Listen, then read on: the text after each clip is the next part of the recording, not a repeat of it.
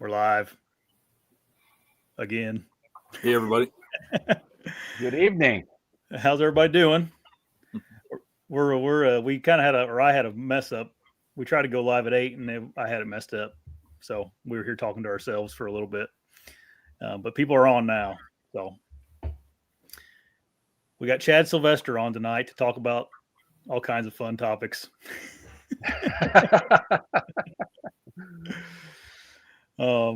Anyway, Dan, did you go hunting today? I did not. Oh. What'd you do? I worked late. Tried to catch up on some stuff. I haven't been at work much lately. Yeah. Yep. You're gonna be Yeah, believe that.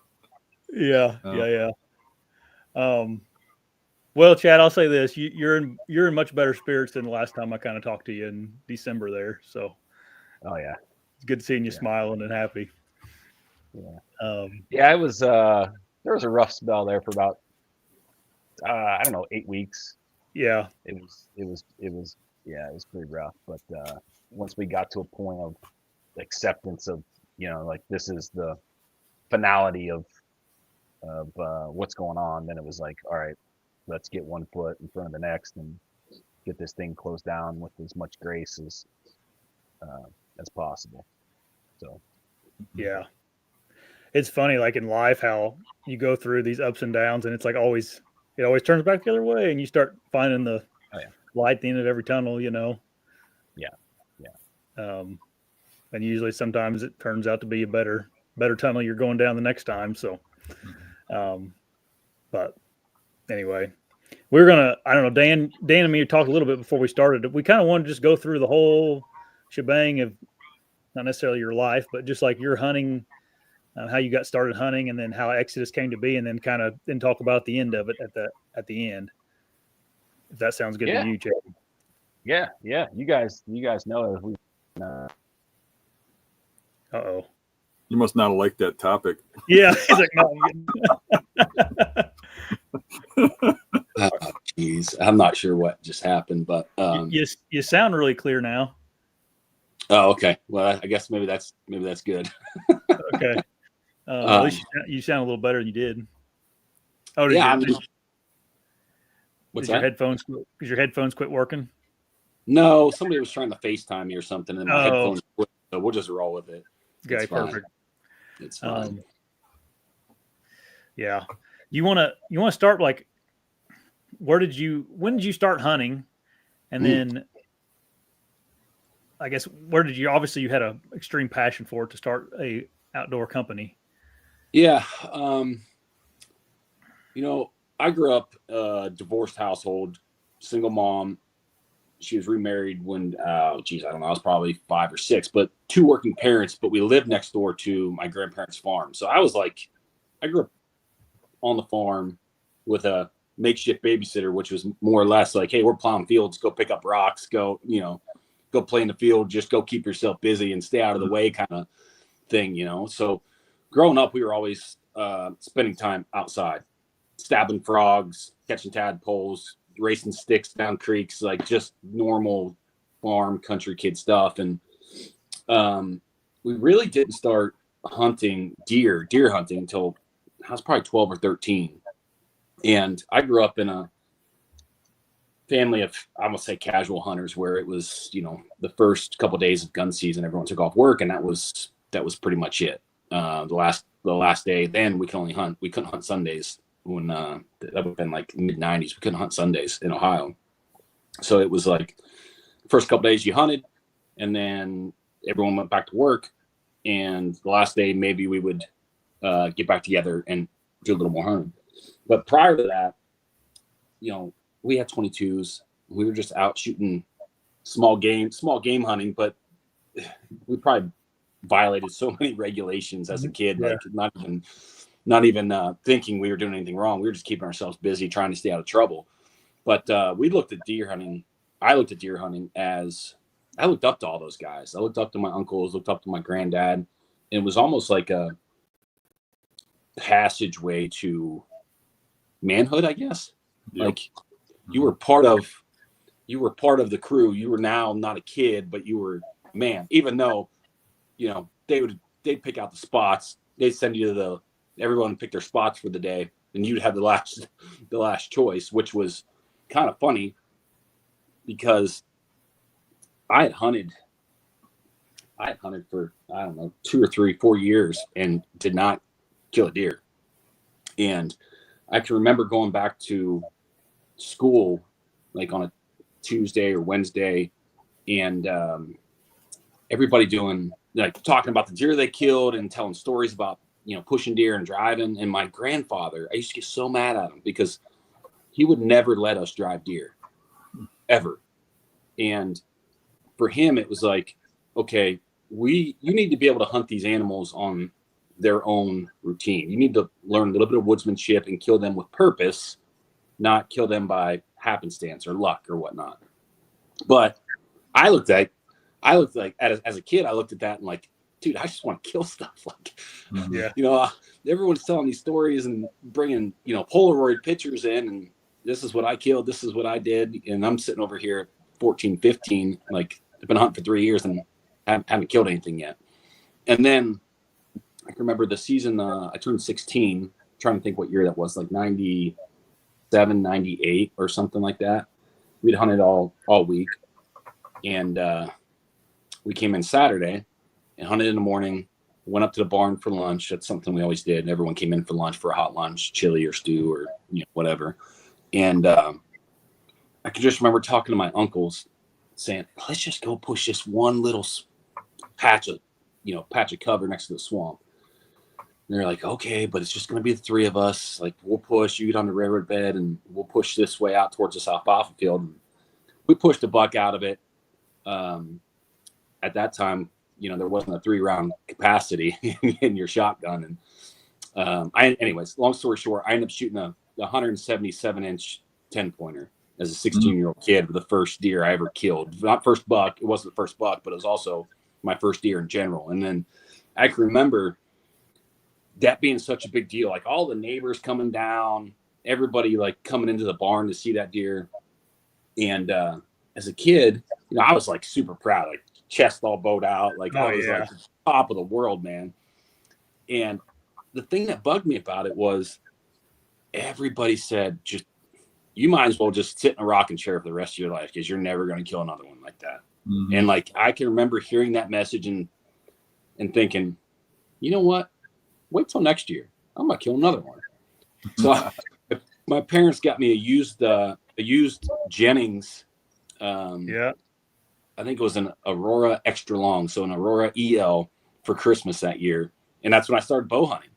And that's kind of what lit the fire for me. And growing up, it wasn't a plan to own an outdoor gear company or be in the industry at that time. I didn't even know there was an industry. Like I remember getting the Redhead magazines and North American Whitetail and thinking like Chuck Adams, like with his rolled up hat above his ears, was like the coolest dude on the planet, But as a kid, like the only thing I ever wanted to be was a football player or a cowboy. Like those are the 2 things that I just wanted to do forever growing up. And that kind of took me through my 20s, which took me away from hunting for probably close to, I don't know, an 8-year hiatus probably.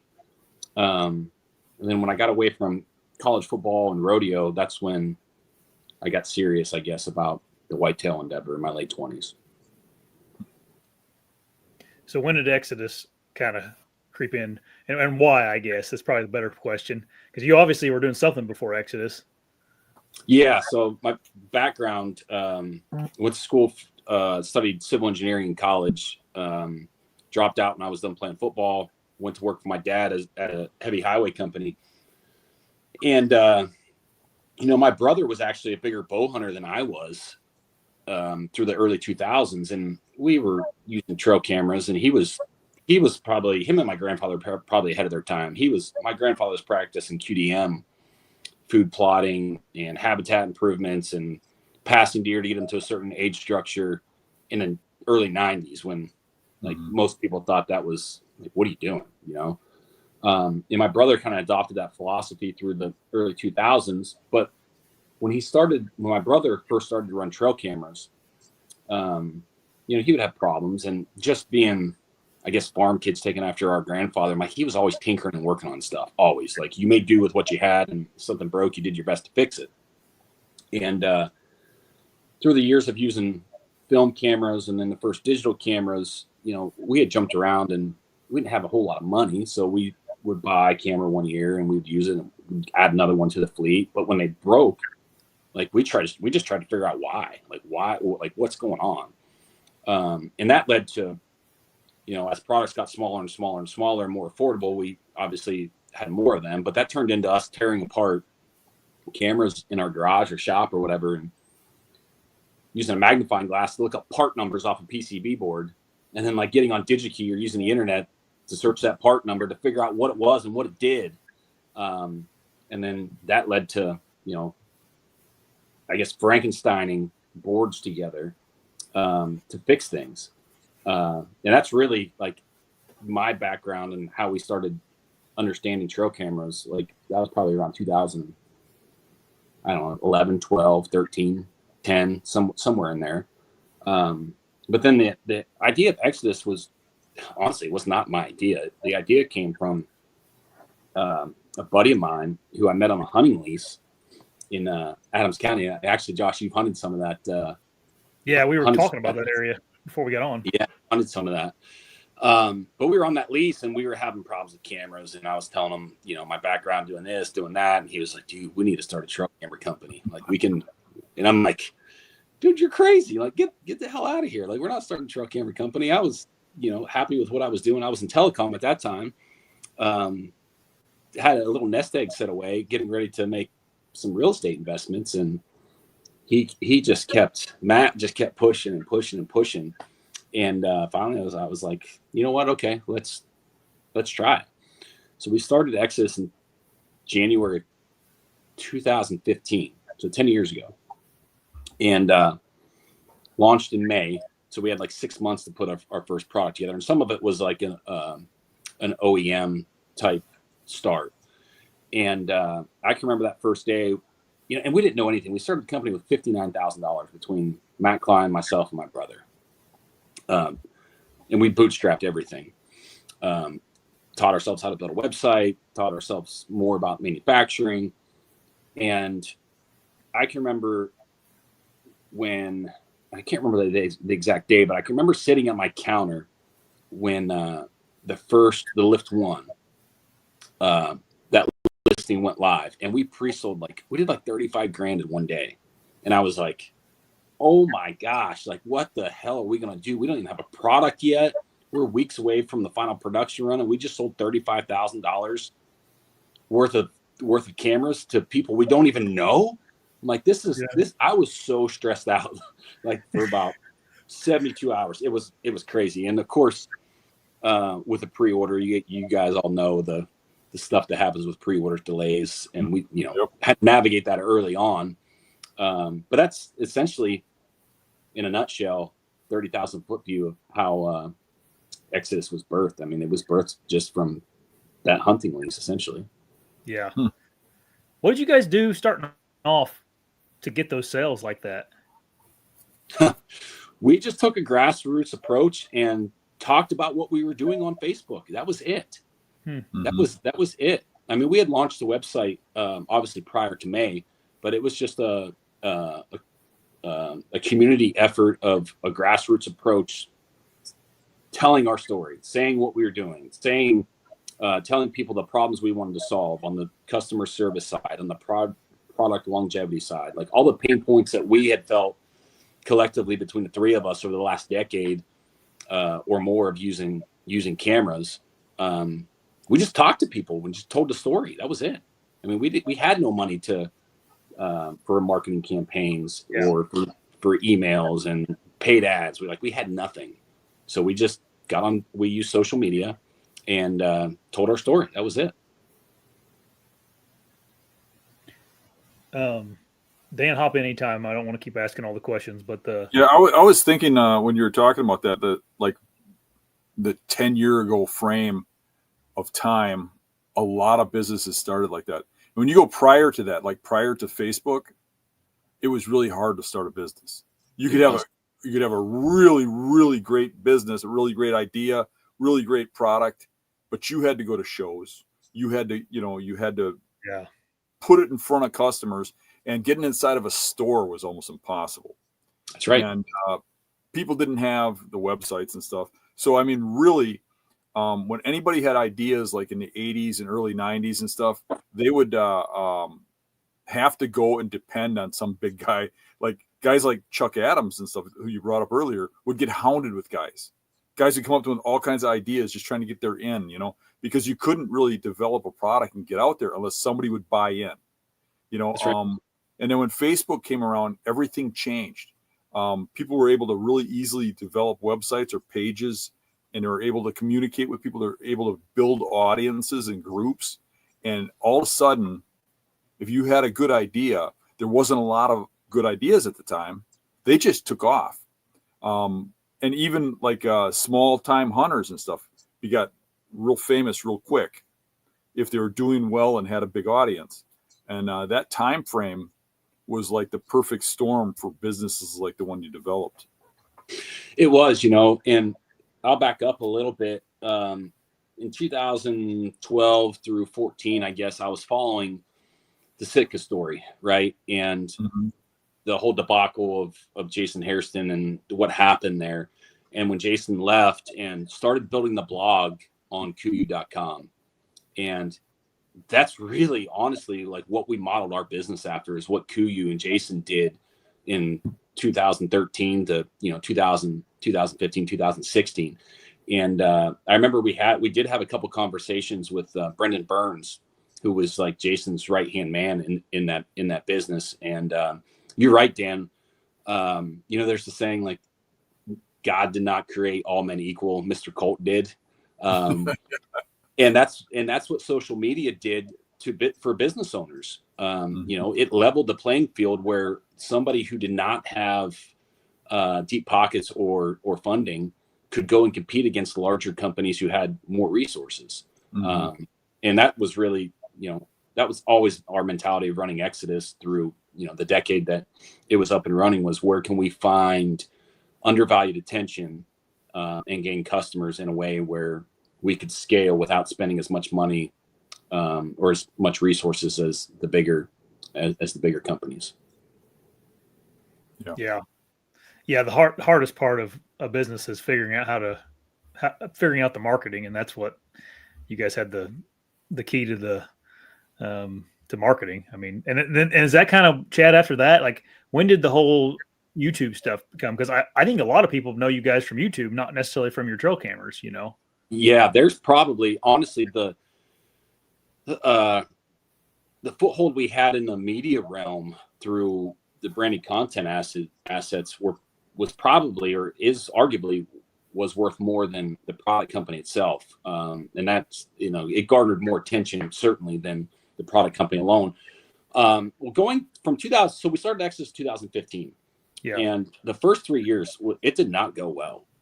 We were in the hole. Nobody was collecting a salary. We were working a day job and doing this on top of that, which alluded to 80 to 100 hours a week. And that's not an exaggeration. And it got to 2018 and, Matt was burned out. Steve was burned out. Those were the two other co-founders, my two previous business partners. And, at that time, we had sold 25% of the company to a private investor. And I was like, listen, dude, we just took this money from this guy a year ago. I shook his hand, took a check and said, we're going to make you money back. And when it wasn't going well,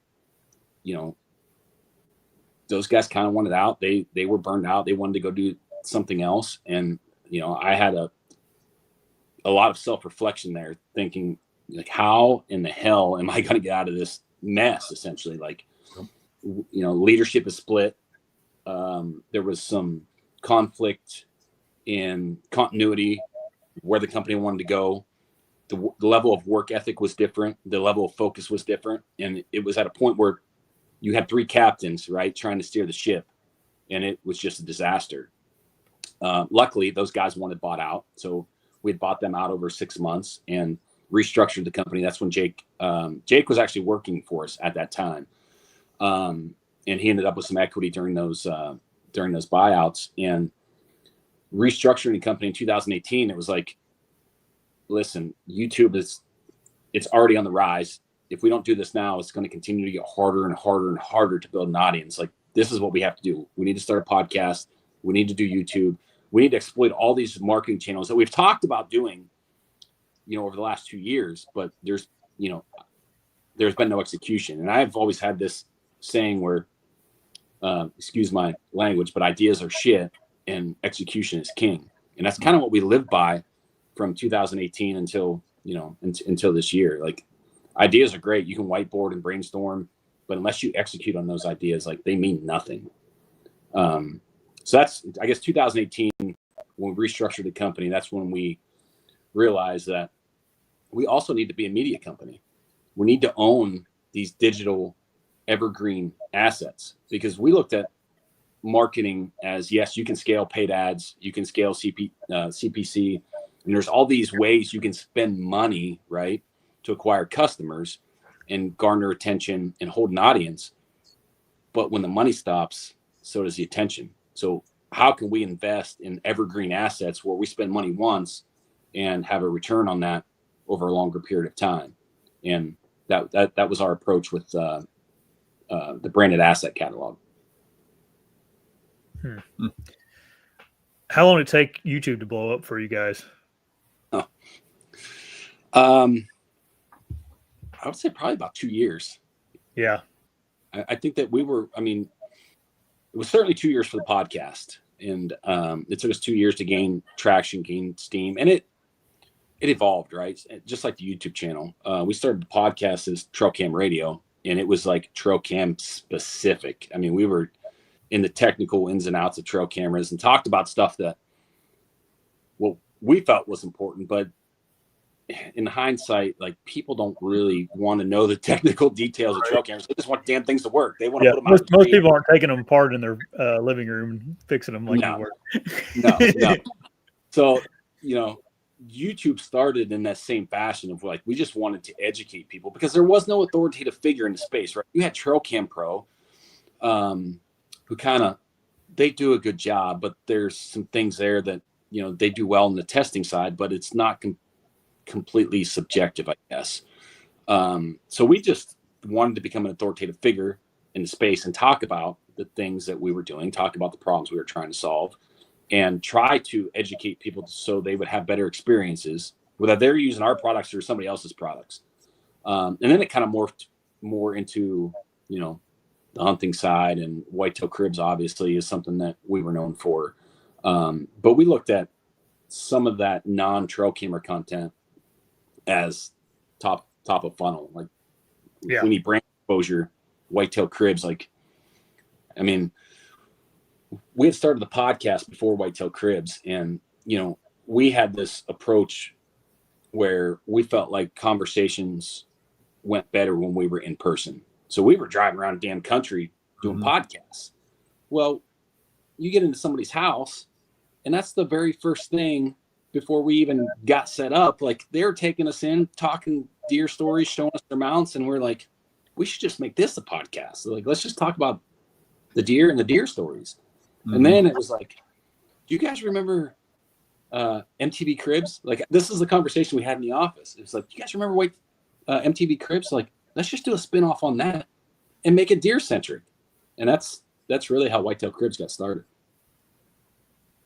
You guys did a bunch of those too. You had like one a week for. Oh my gosh. I don't know how many we did. I think there was probably a 24-month period where we did one a week. Yeah. We tried to do 52 episodes a year. And then, which was probably a mistake in hindsight. I think when you look at, I talked to some TV guys about 18 months into Whitetail Cribs, and they were asking our strategy and like why we were doing so many of them.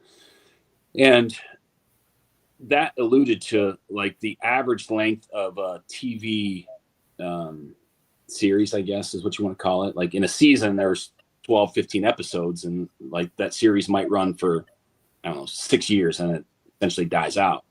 Mm-hmm. Well, 6 years, 15 episodes, you know, you're at 100, just call it 100 episodes. And that series has kind of lived its life. Like the life cycle came to an end. Well, we did that in 2 years. And I think that there was enough void in the marketplace where it was unique enough that we were able to do probably, I don't know, 150 some episodes before it kind of tapered off. But I guess to answer your question, Josh, I'm not sure. I'm going to guess around 200, maybe 150 to 200 episodes, maybe, collectively, somewhere in there.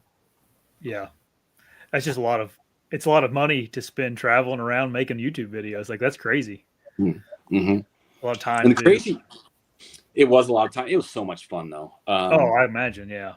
It was so much fun. That was, I would say, like the golden years, I guess, of the business doing that. But at the same time, it kind of spoiled us. Like you walk around and, you know, I guess travel around and you go into these trophy rooms and you see 10, 200 deer on somebody's wall, which is not an exaggeration on some of the stuff that we visited. And it's like, you come home and you're hunting 140s and 150s. And it's like, it kind of makes you numb to that certain caliber of deer. You know, I mean, big deer are always going to be big deer, but that 140, like 160 range, it made us numb to that. Yeah. Mm-hmm. Is there anybody you guys wish you could have got to that you never did? Oh, there's a long list. I saved like all the business docs and like the SOPs and spreadsheets and stuff that we have. We saved all that stuff. It's still on our Google Drive account and downloaded, but there's a spreadsheet of, I don't know, there's probably another 100 people that we wanted to visit and did not get the chance to do it. There were some TV guys on the list, like the Lakoskis. Isn't that lucrative enough to want to keep it going? You know, in hindsight, yeah. What we should have did there, and this was one of the, I guess, going through the period of closing the business down, like, you know, there's all the doubt that creeps in. Like, what the hell could we have done different that, you know, made it not make the finality of the decision of going out of business final? What could we have done to be more profitable? And that was one of the things was Whitetail Cribs probably should have been a brand and a segmented channel kind of separate from Exodus. Mm-hmm. And then it could have probably lived on its own, because I think it had enough merit and the audience was big enough and there was enough engagement there where it could have been a self-sustained business in itself, probably. Mm-hmm. So just the way the business was structured, it had to go away with the trail cam business then. Well, it's not going away. So okay. I guess the business is being dissolved as we speak. It's not completely legally done right now, but one of the things that's holding that process up is the sale of some assets or liquidation of assets. And most of the physical assets have already been liquidated, but on the media side, those assets they're under contract, I guess, but we have not closed on that sale. And the folks who are buying the channel, we sold that on the condition that Whitetail Cribs would live on. And that's like, when you look at a revenue producing standpoint from an AdSense or YouTube, you know, that is the biggest portion of income from the channel was Whitetail Cribs. And it doesn't make any sense to sell that asset and not continue that on. So the buyers of the YouTube channel and podcast will have the rights to Whitetail Cribs, the trademark, all the legal in the legal side of that to make it live on. So the plan is for that to continue under new ownership. Yeah. And we talked about this beforehand, but that you can just tell us you don't want to answer. But like, are you guys going to be involved in that still? We won't. Not okay. No, there'll be a period where we, I guess, consult and do some things to help the new owners out, I guess, from a consultant standpoint, I guess, if you want to use that term. Yeah. But we physically won't be hosting it or be responsible for any of the production on that side. Yeah. Well, what you guys did on the media side is unbelievable. It is so hard to get over 100,000 subscribers on YouTube. I mean, Dan Dan knows it's tough to do. Like you guys did, it's cool what you did, especially just being a product, company. You guys had other things going on too. Something else that me being kind of a YouTube nerd, like you guys did a good job of kind of riding trends too. Like when you got into the shorts and big deer and all that stuff, you guys were really good at just like being aware of that stuff, of what people want to see. Yeah, thank you.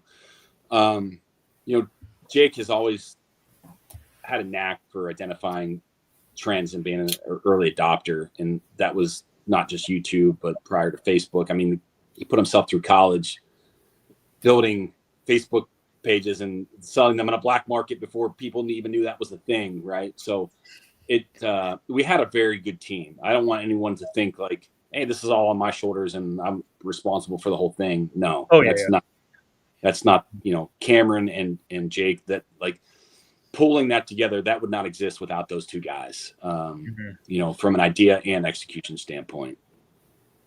Yeah. Okay.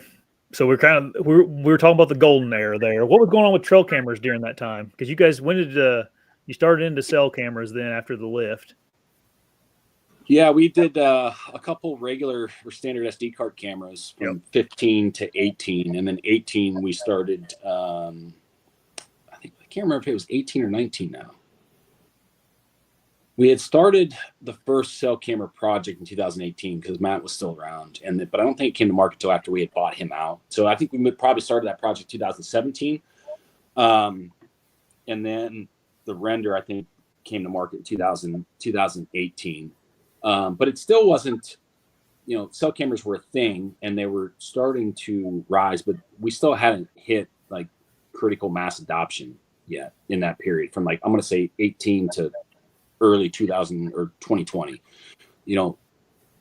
and I think it was probably due to a cost perspective, right? You had cell cameras, but they were all between $300 to $500. Like you had Spartan, Covert had cameras, we had cameras, and then somewhere between 18 and 20, Spypoint came out with the first micro, or maybe it was a Link, their first $99 cell camera. It was it, and they sold a crap ton. Oh yeah, none of them worked. Everybody was pissed. And then Tacticam came along, and then just caught lightning in a bottle. And I think so. 2020, 2021 is where cell cameras kind of hit critical mass. Tacticam was selling 1 million cameras a year. They got accepted in the marketplace, and everybody wanted to use them. Everyone saw the advantage, the time savings, the competitive advantage in deer woods. And I think that's where, if it wasn't probably for COVID, I think that process probably would have been a hell of a lot faster, and that adoption would have happened at an exponential rate. But because of COVID, everybody had supply chain issues. No one could get things in. Supply chain was broken. Manufacturing had major issues. In working overseas, it was a bigger deal. COVID was even a bigger deal over there than it was here. So I think that probably stalled the market growth, or stifled the market growth a little bit during those 18, 24 months of cell cameras. I was kind of surprised that when you went away from card cameras completely and went all cell cameras. I guess my perception was always that it was probably the cameras were probably too expensive for you to make in comparison to some other companies. But that was my thought, because I always liked the card cameras for inventory where you just leave them out for the year and you come back and get them kind of thing. And I always thought there was a market for both. But you took a different approach, and I didn't see any other companies kind of take that approach. Yeah, for us, it was a resources out and an ROI in, I guess. Being a smaller company, prior to COVID, we were able to roll over our inventory asset 3 to 4 times a year, which was a big deal for us. So, being D2C, we operated on 50% margin well, I'm not just saying that, like that was the model that we followed. So if we wanted to do $2 million in business in 12 months, we needed to have $1 million of inventory assets. So when it came to the cell cameras, and once it became apparent, like that was the wave of the future, it was just, where can we spend the resources that we have and have the most return to grow the company, and still be around in another 5 to 10 years. So that was the approach that we took, was if we're going to spend the money, where can we have the biggest return? And that came with cell cameras, because that was the hype. That was what was new. That's what everyone wanted from a customer acquisition standpoint, right? Like no one had these things yet. So now everybody at some point who had trail cameras were running standard SD card cameras. So the customer acquisition strategy there was a little bit harder than getting first-time buyers. There was a huge wave of first-time buyers between 2019 to, I want to say, 2021. And from again, going back to like a business metric standpoint, it was easier for us to acquire new customers at a lower cost in that market category, that product category, versus standard SD card cameras. And had we had the funding and resources, to spread out over additional SKUs, we probably would have. But that's what we had, so that's what we did. Chad, okay, so you guys and Spartan and Covert were making essentially expensive cell cameras, right? And then you had the Spypoint that came in, and I mean, it's not an industry secret that they were junk when they came out. Like everybody had problems with those cell cameras, but you could buy 3 of them for the price of one of your guys' more expensive ones. When did that market switch? Because there is hardly, I mean, there are some still expensive cell cameras out now, but you got cameras now you can buy a cell camera at Walmart for $35 sometimes. And then up to, a $200 camera now is the kind of high ender ones. Now you got Reconics, and that's a whole different, right. That's the rich man's, American made camera that's hard to get by. But I'll touch on a couple things there. In the early 2000s, when the first digital trail cameras came out, they were more expensive. Even in like 2001 to 2004, they were a couple $100, right?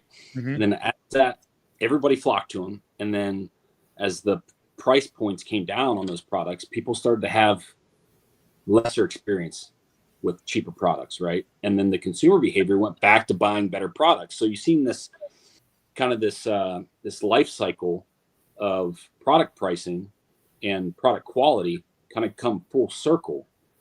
And when cell cameras started to become more popular, I bet the farm that we were going to see the same consumer behavior. People were into cell cameras at more expensive price points. Cheaper products started to come out, but people had frustrations with them, or the experience was less than stellar. And it was, I bet on everything that we were going to see that switch where people were going back to higher price point products to have better experiences. That did not happen. And it didn't happen because the money in the cell camera world is not made from the upfront sale. It's a nearly a zero margin business model where you're making all the money on the back end. And that's essentially, contractually, once we were able to get out or away from Scout Tech I'm trying to think when that contract was up, probably about 2 years ago. That's when we went in and said, okay, hey, if we're going to do this and be a formidable player in a marketplace, we need to own back end revenue so we can bring our price point down and not operate on a 50% margin on the upfront sale, because, everyone else is scaling through the retail model, where if they're building a camera for, say $80, they're selling it to a retailer for $90. And then the retailer selling it for $120, $100, $120, $130. And then the manufacturer's making all the money through the data subscription. And that's the model to scale. The SaaS model is the way to scale that business. And it's almost comparable to, if you guys remember, you could walk into an AT&T store or a Verizon store and sign up for a 2-year phone plan, and they'd give you the phone, right? Because the upfront sale was subsidized from the back end subscription model or the SaaS model. And that's, at some point, I would not be surprised if that happens in a trail camera marketplace. Jake said the same thing to me. He said he could see one day if you sign up for a subscription, you get the cell cameras free. Yeah, and that's, we stayed in business, that was in our plan. Being D2C, like there's two options there. Like you could go omni-channel and have, follow the Tacticam model or Spypoint model, Moultrie model, where you're giving the product at cost to retailers and allowing them to acquire the customer. You obtain the back end revenue and scale that way. But I guess in our business plan or strategy conversations, we were working towards a place where we could subsidize that with some type of annual subscription model and basically give cameras away. Yeah. So Chad, when did the things start bleeding pretty bad? Like when did things like you get to thinking like, oh crap, man, this is getting rough? Because we're kind of through the whitetail cribs now, and we're getting out of the golden years, as you called them. Yeah. Well, it really started in 2023. We had from 18 to 22, we had 50% growth years every year, roughly 50% growth years, and things were good. We were scaling the media team, and going into 23, we had hired, for us, it was a bunch. Like we had 10 employees, with a majority of those folks doing content or marketing work. And then, on the service side, we were stacking up guys there. And in 23, we saw the brakes pump a little bit on consumer spending, discretionary income. I think everyone was worried about the economy, and we were overstaffed. So we had to start laying people off, fire, and whatever you want to call it. But we started downsizing. And 23 was the first year where we finished in the red since probably 2017. So 23 we weren't profitable. And then going into 24, we had already started this app project, which in hindsight, we probably should have raised money for that or borrowed money for that app project. We wanted to do it out of pocket. And that was our strategy all through the business, was we used cash flow to fund. Like if we have, if we had a 10% net on $2 million, we took that $200,000 and reinvested it back in the company. Like we never paid ourselves distributions because we wanted to continue to grow the company. So trying to pay for that stuff out of pocket was a mistake, because that put a crimp on cash flow. And then there were some delays in the app project, which it gets really complicated. We started to have manufacturing problems in 23, and that bled over into 24. And, on the manufacturing side, with our 5-year warranty, contractually, our contract manufacturer carried half that liability, and they were always outstanding. When we did business in the same factory for 10 years, it was a majority of our business in the same factory for 10 years. And anytime there was a problem, there was always I don't want to say it was always perfect, but there was always a high level of accountability. If something was built wrong on the manufacturing side, dude, they got it fixed like relatively quick. Or gave us manufacturing credit, and we just rolled that over into another purchase order. And in 23, we had a production run of several thousand cameras that had a wrong resistor in it. And I'm talking like it's a speck of sand, man. Like you look at this thing and it's like, what does this even do, right? But on that manufacturing run, the contract manufacturer was like, you guys are up the creek on this. Like, we're not going to give you several $100,000 of manufacturing credit. We're not going to fix them. We're not going to cover the labor costs if you fix them. But what we'll do is we'll ship you the part. You guys can fix them on your own dollar. And we're like, we battled and battled and battled. And at the time, they were holding us up. The development team underneath that roof was holding us up on some firmware items to launch the app. And we got $400,000 invested into this app. We're like, if if we don't get this firmware corrected to migrate all the existing devices over, the manufacturing doesn't mean anything because we're going to go out of business. So that conversation looked like, okay, send us the resistors. I will fix them myself on several hundred or several thousand cameras. Just get this freaking firmware stuff done so we can move on. And then ultimately, that kind of pulled the cog out of the wheel and got that project rolling.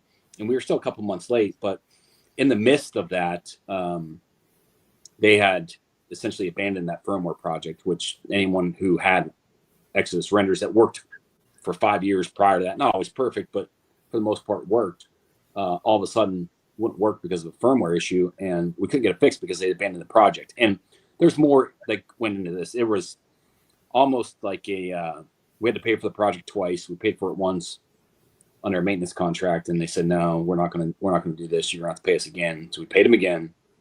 And in the midst of all that, they essentially abandoned the project. And, we probably could have overcome those two problems. But in the midst of that, we had another manufacturing problem where we had written a purchase order for those 4K cameras, and they were built out of spec. And that had happened. I was away on a hunting trip. I was in Idaho elk hunting. And when I got back, it's like, we got another problem. So now you add all those up together and you have several $100,000 on one mistake and another couple $100,000 in another problem. And now we have the third problem, which is another $200,000. And it's like, we can't recover from this. What the hell do we do? And that's really towards the end of September. We're like, we got to figure this out. Like, we either have to raise money, sell the company. We had, I don't want to say hundreds, but we had probably 20 to 40 different M&A conversations with different companies, to essentially companies and private investors to come in and get us through this roadblock that we had, which was a couple $1 million, and I don't have that kind of money. The company itself didn't have that kind of cash flow. So that's when we were kind of forced. And up until the week of Thanksgiving, we thought we were selling and we were going to come back rebranded as a made in the US company. And that week there was just too much. We were just in the time frame to get everything done was just too short, and they pulled the plug, and we were like, all right, well, that's it. Like that's the last card we have in the deck to pull or to play on. So that's when we made the decision mid-November, like, that's it. We're going to have to either file bankruptcy or just legally dissolve. So that's the path that we took. And there's so much more that goes into it. Sure. The little minute details in, the last, say 24 months that kind of had a big part in it. But ultimately it was just several things that had went bad that we just didn't have the resources to recover from. Chad, how much more does it cost to make a cell camera or trail camera in general in America versus going overseas? I saw a couple comments about they won't buy anything that's not made in the USA. And I think there's only one option, right, in the industry. There's only one option that has the made in the USA stamp, but even that, those boards are coming from, the boards aren't manufactured here, they're assembled here. But I mentioned those 20 to 40 M&A conversations, like every single, and we talked to every trail camera company, holding group, and everybody under the sun. We exhausted all efforts in attempt to save the business. There are some options that are not USA made, but they're not made in China, which, I guess pick your poison. I know over the last 12 months, my consumer behavior and spending has totally changed because of, what we went through being in Shenzhen. But the cost itself, the cost is more, but with in the first Trump administration, the excise legislation, the excise tax on consumer electronic products in the camera category, the HTS code, went from 2.5% all the way to 25% to kind of level the playing field. And while the thought there I agree with. There's too many loopholes and ways out where people change the country of origin, they forge paperwork, and they bypass that 25% excise tax to kind of get around it, not to pass that on to the end user. And that 25% tax was meant to level the playing field. So somewhere between, I guess, straightforward answer to your question, Josh, somewhere between 20 to 35% on the COGS side. But there's a little more that goes into that from a development standpoint, writing software, writing firmware. The availability of hardware is a big problem. You know, there's not the trail camera marketplace is not big enough for companies to go out and develop their own chipsets, right? Like, so you're using overflow stuff from security.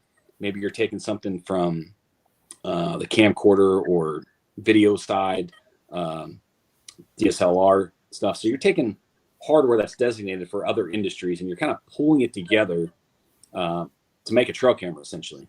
And that's what you see like in the IoT space or cellular cameras. Like none of these companies are making cell modules or modems for cell cameras specifically. We're getting close to that now, but these are used in other IoT industries, you know, and you're pulling those together to make them work in trail cameras.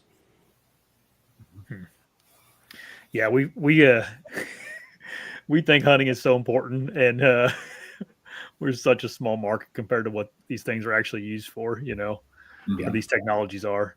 People, I think the people that develop them most of them don't even think about selling this to hunters. You know, like drones. I don't think drone manufacturers think about selling drones to people recovering deer. You know, but You know, on the Chinese side, with not just cameras, but just about any product, one of the big things is that if it's things you can't get a USA patent on, and cameras are a big one because most of the stuff in there is reinvented from other products. You can't sue the Chinese, and they just will go to everybody else that's a manufacturer. They'll like look at your business, and they'll go to all your competitors, and they'll sell them the same product. And the only thing that'll be different will be the name on it. And it's really hard to do things over there because of that. For example, I recently got several product offers from China, like name something. Now I'm not going to do it before everybody gets uptight, but like one of them was boots. Well, boots sounds cool, so you kind of like, well, could you make it up to your knee? Could you do this? Could you put a guard here? Could you do? No, it's going to look exactly like X brand of boot because that's the boot we manufacture in this facility. And then they show you how they make that boot, and they put it out for this company, that company. And it's the same boot, and everybody's selling it at a different price or whatever.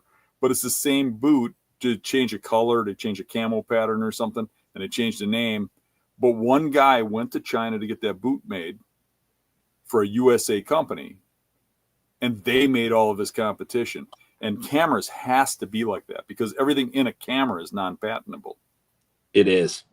And we battled with that for 10 years, right? Like trying to do innovative things. I mean, we fought tooth and nail just to get conformal coating sprayed on a freaking PCB board, which is like not that big of a deal. But these factories are set up to make a product a certain way, and they do not want to change. They want to make everything the same exact way because that's the way the product or the factory is set up to run.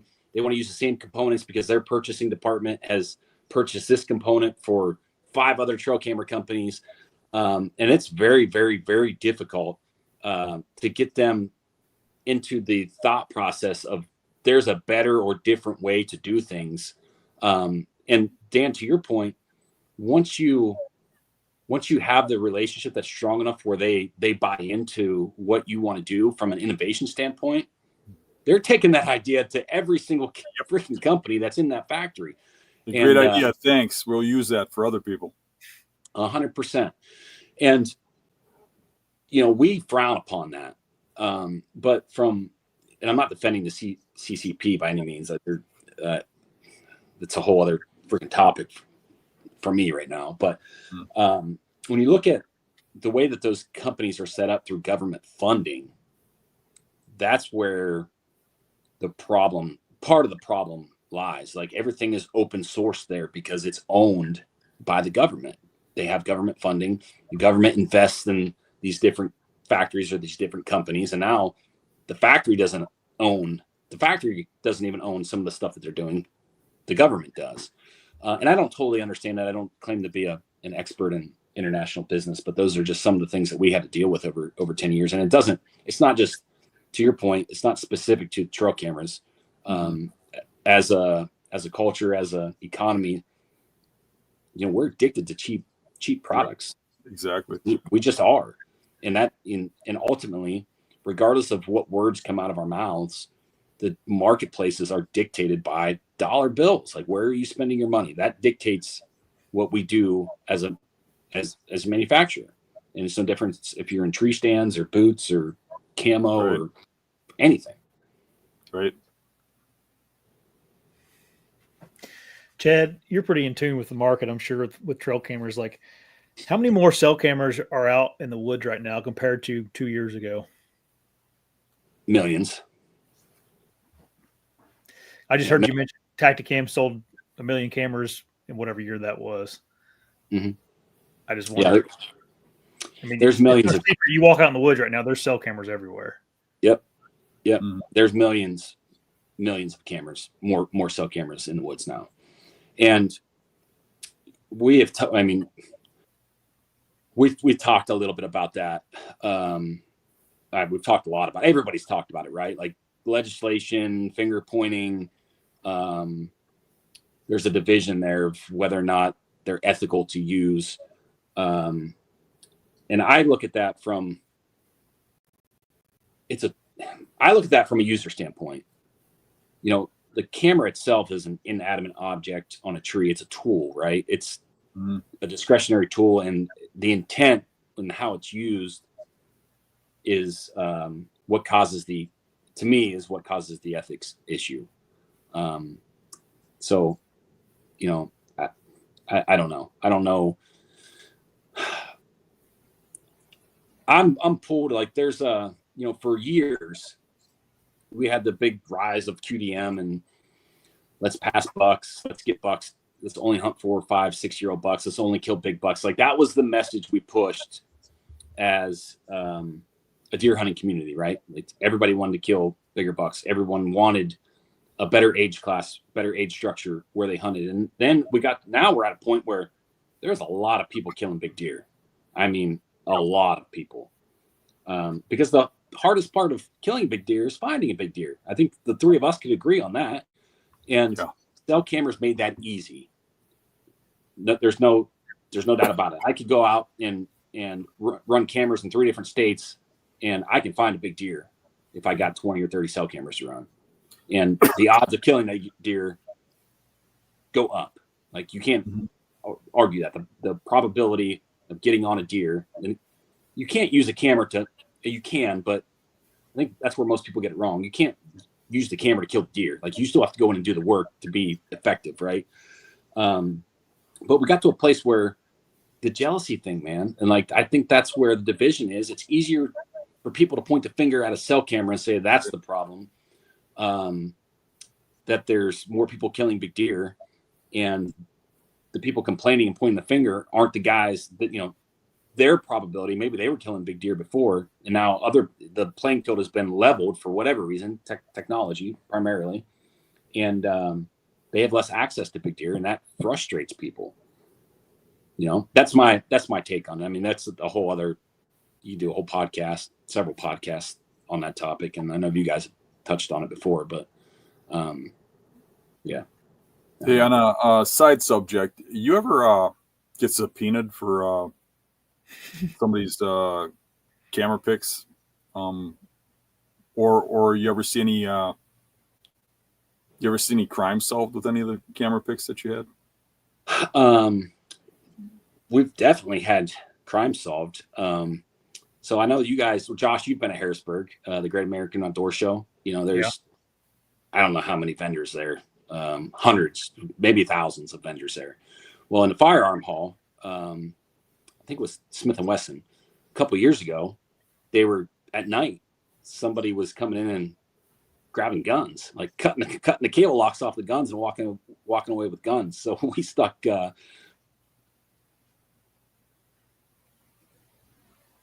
Oh, he's frozen on my end. Yeah, he's frozen. Hopefully he pops back in. Maybe he's just playing us. Move at him quick. Yeah. That's pretty interesting how many more. I was wondering about that. I had that written down to ask him about how many more cell cameras are in the woods right now than it was 2 years ago. You know what? I saw less of them in my woods this year than last year. Oh, really? Yeah, they went down around here. I don't know why. I mean, I'm not covering less ground, that's for sure. Yeah. I covered less ground last year. Yeah. Yeah, because you killed a buck earlier, too. Yep. I'm sure Chad will pop back in here. Yeah, I think we still got to cover where he's going from here. Yeah, that was my next thing.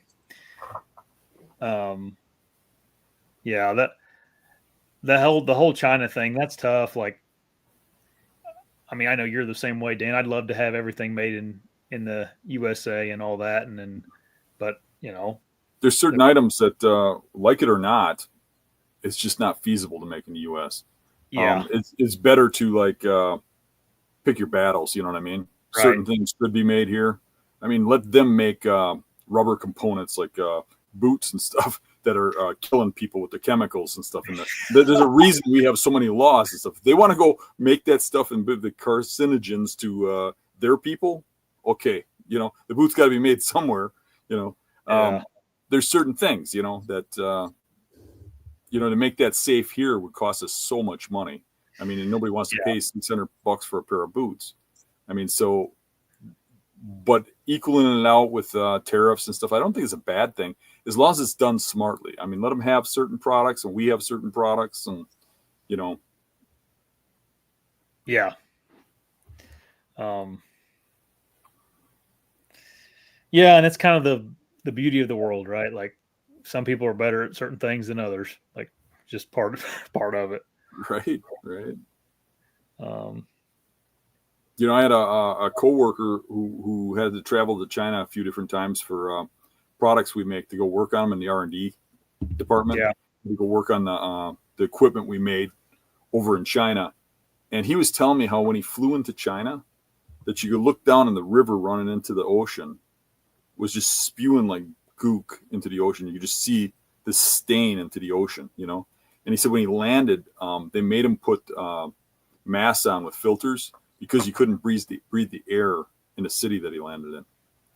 And when he got to where he worked, he had a translator who spoke English but was Chinese. And he was talking to the guy about, like, can you hunt? And he said something to the effect of, like, well, we used to be able to, like, bow hunt, you know, like with homemade bows, but he says there are no rabbits anymore. There's no birds no more. He goes, look around. Do you see Tweety birds? They're all dead. And then he says, well, do you fish? He goes, there's no fish. They're all dead. He goes, well, where do you get your fish from? He says, we grow them. We grow them in tanks. He says, you can't. Everything is polluted from the way that they make stuff. I mean, they're killing their country. I mean, a lot of people don't realize that. They think that they're just giant power developing. They're literally killing their people, killing their country. There's nothing left of that place, you know? Yeah. That's kind of sad when you think about it. It is. Yeah. I went to China for working in the feed mill industry. And you go to a feed mill and, you know, it was like barbed wire fence around the feed mill. They had like a crappy apartment building for all the employees to work, to sleep there. And like, they didn't do anything other than just work. And there he is. Sorry, guys. I'm not sure what happened there. That's all right. We were just dogging on China for a few minutes. Oh, let's finish up here, Chad, with like what's next for you guys. I don't what's see next Chad. You don't? Nope. Mm-mm. I think everybody. I see where he's supposed to be. I see a black screen there.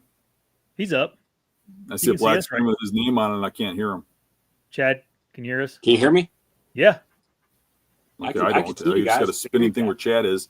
I can see and really? hear you. There's 3 divisions on the screen. No Yeah, chat to the right. he's up on my end. Can everybody see him? Yeah, we can see him in the chat. So Okay. So what's next for Chad and the guys over there from here? Well, I think Cameron went to work for Hawk Optics. Yep. So I'm not sure if you guys were at the ATA show, but he was over there. He started with those folks. I think it was the end of December.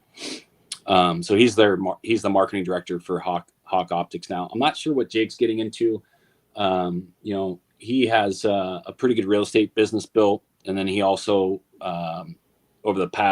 sometime in the past year, he purchased the Whitetail Master Academy off of Don Higgins. So he has that stuff going. And then I know that we have talked with Jeff Peel over at TactCam about employment opportunities in Moultrie, and I'm not sure where he'll end up if he wants to do anything. I'm not sure.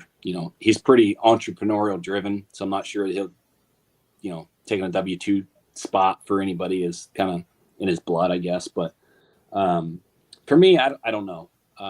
There's a couple opportunities I have in front of me, a couple within the industry, a couple, I guess, in the firearm industry, and then a couple outside the industry. And I've just used like the last 4 weeks kind of as a reset to kind of take a breath, reflect on the mistakes we've made, and making sure like I'm not losing, even though we failed. And I say that and everyone's like, oh, you're being negative. You didn't fail. Look at all you accomplished. And like, I get that. I'm not taking away from anything that we were able to accomplish, but I want to make sure I don't lose, even though we lost the war. Like, we won a hell of a lot of battles, right? But we did lose the war. Like, the end goal was not to go out of business. We went out of business. So we lost, we failed. But there are so many lessons to take away from those failures. And I think that's really, really important and critical for me, is not losing sight of, yes, we did fail, but the experience and everything that we learned and things that we would do different, it's important that I take that stuff with me on whatever I do next. Maybe it's in the industry, maybe it's not. I don't know. I haven't said yes to any of the offers that I have in front of me. So just kind of go the next couple of weeks, and I'll probably make a decision in February where I end up. But I think short term, I'll probably go to work for somebody for a year or two, maybe longer. I don't know. I'll probably take a job and kind of get my feet back underneath me a little bit, because it's a little bit weird. Like, you do something for this long, and like I go somewhere and they're like, hey, you're the Exodus guy. Like, around town, I'm like, well, I was the Exodus guy. It's kind of yeah. There's a little bit of, it's not an identity crisis or anything. Like, I'm doing fine now, but it is a little bit weird and awkward. Like, just, I've never had to close a business down before, right? Like, there's a lot that goes into just doing that on the legal side. So yeah, I'm just making sure I don't lose those lessons and take that stuff with me moving forward. But I don't know. We'll see what the future holds. What's the biggest lesson you learned through the whole process, Chad? I learned from a leadership perspective. I think I've always been in leadership roles, like even high school sports, right? Like, I mean, a long time, 20 years in some type of leadership position. And I finally came to the realization, like, you can't fix everybody. Like the old saying, like, you lead horse to water, but you can't make him drink. I always had the approach of, like, a good leader, the ultimate test or measurement of a leader is how many other leaders you can build. And I always thought that you could turn anybody into a leader, and that's certainly not the case. So I think that's one thing that I learned along the way of building and running Exodus. Just like, it was my responsibility to hire, teach, train, and get people up and running inside the business. And not everyone's cut from the same cloth. Like, not everyone's cut out to be a leader, and that's okay. So that's something that I learned. And then another important lesson that I learned, and I said this on our podcast, like our Closing the Door podcast, was like, hard work does not guarantee you success. Mm-hmm. Hard work guarantees that you're working hard, and it may bring you an opportunity or might bring you success when the opportunity presents itself. But there's more that goes into being successful than just flat out hard work. Because frankly, I'm not tooting my own horn or patting myself on the back, but there's not a whole lot of other people who work as hard as I do, and can endure and suffer the things that I have, to make Exodus what it was. And ultimately, like, it still went south. So I think that was that was an eye-opening thing for me over the last 12 months. Like, man, it felt terrible, like sacrificing and 100-hour work weeks and yada, yada, yada, all the cliche stuff people talk about. But at the end of the day, like, there's more to it that, there's more that lies within success than just hard work. Chad, over the last decade or so that I've known you, I've always admired you as a guy who really had a focus on what you're doing, and I always admired the plan you had. Like, you can ask Josh. My plan is always haphazard. We'll decide what we're doing tomorrow, about 15 minutes before we do it. And you'll have a plan for what video you're doing in 6 months, and my stuff's just haphazard. I think I'll do a video on this. I'll do, I've always admired that about you, your hard work and your ethics and your morals with it. And you could see your passion in this industry. And I can't see you not doing something in the hunting industry. I think right now, in my eyes, you're feeling upset, but not upset because you failed. More upset because you let down your customers, because they're like your friends. 100%. And that's what's bothering you. You don't want that to ever happen again.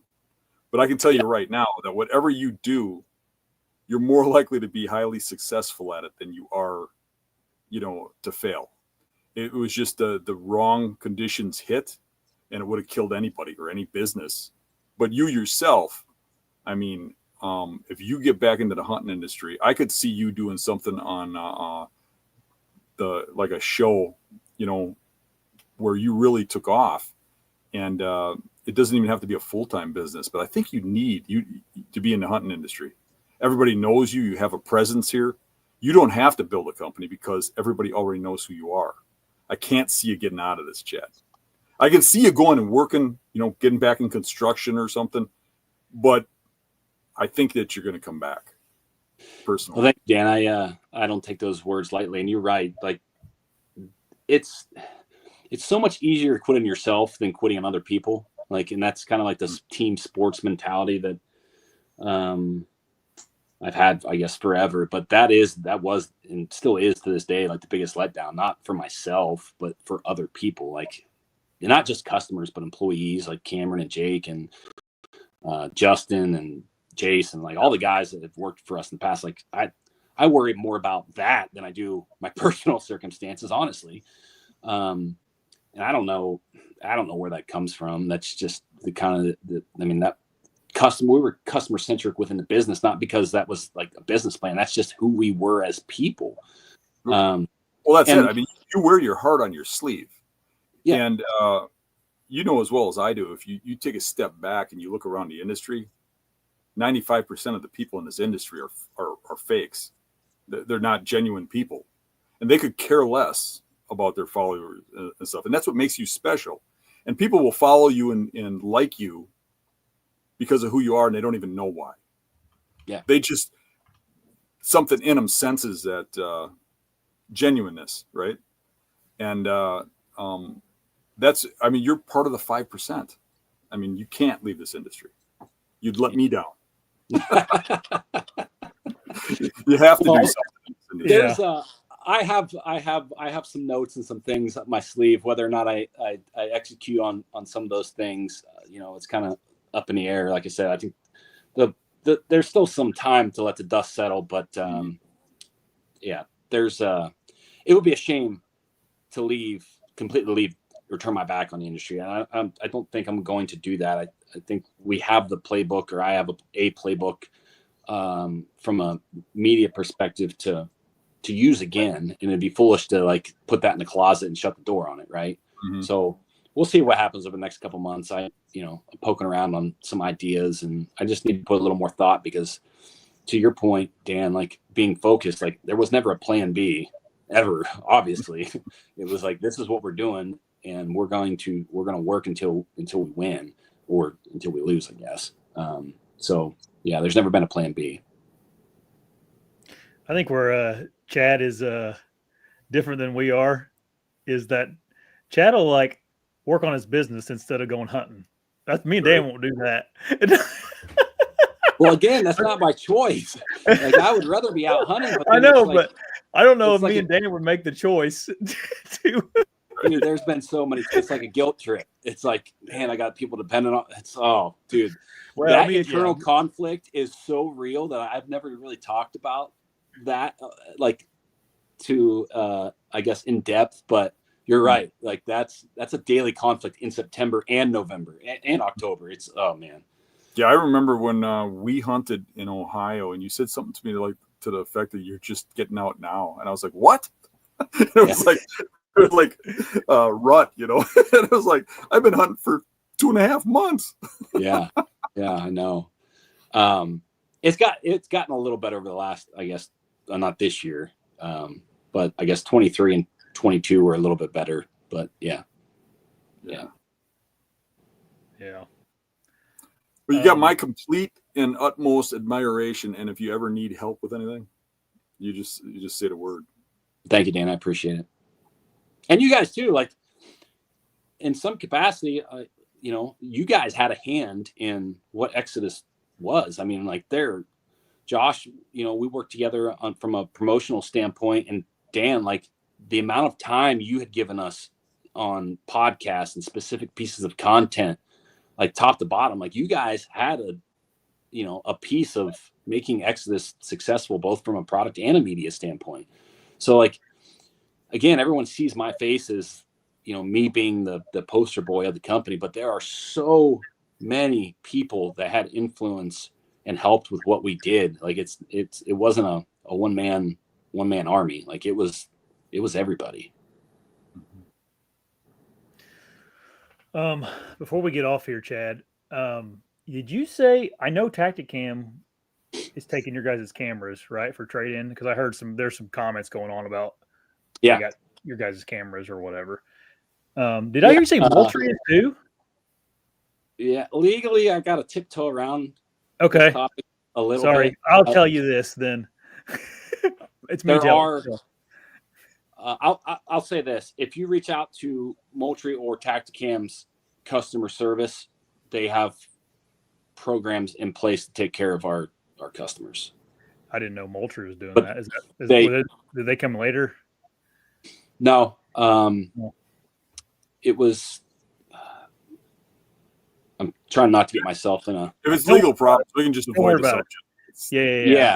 People were just not complaining, but some frustrations was going on in the thing. So yeah, reach out to either one of those companies' customer service teams, and we have some things in place where existing Exodus customers can be taken care of. Yep. Is there anything else you want to tell everybody, Chad, with as far as like existing customers or anything? Just thank you for the support, the belief in the company, belief in us as people, and supporting because without those people, whether they're buying our products or consuming our content, and like that journey did not exist without all the people. So just a big thank you. And I'm not claiming to be perfect or the company was perfect and everybody was, happy 100% of the time, but I felt like we did everything that we possibly could to take care of folks who, were consuming our content or buying our products. And that continued until, December 31st of 2024. That then, even when we knew we were going out of business, the next thing we focused on is, okay, how can we take care of our customers who can't use the app? What do we do with all these people who have cell cameras that can't use them any longer? Like, we can't turn our backs on them. And that's kind of where those trade-in programs got birthed from. Yep. All right. I think I was kind of monitoring questions as they were coming in. So I think we covered everything that people were wondering about. You got anything else, Dan? No, I just wanted to say I really appreciate you coming on. I know it's a tough subject. I could see it was hard for you to say some of the stuff, and I appreciate it. I know a lot of people have been asking questions all over the place, so it was kind of good to get you out there saying your side of everything that went down. Appreciate it. Yeah, anytime. I know we tried to connect on this a week or so ago, and got kid stuff, man. My kids are just starting to get in this, I guess, youth sports, and oh man, the schedule stuff is. Yeah. You guys like it's. Yeah. I'll be starting over with that stuff pretty soon with grandkids. there you go. Yeah. Well, now the role's a little more fun, probably. Now you're not the disciplinary. Yeah. Parent. Now you show up and hand them money and stuff, and get the good guy, right? Yeah. That's right. Feed them a pocket full of candy and then send them home. Right. Exactly. Thanks, man. I appreciate you guys. Thank you. All right, everybody. Thanks for hopping on tonight, and we'll talk at you next week. See ya. See you.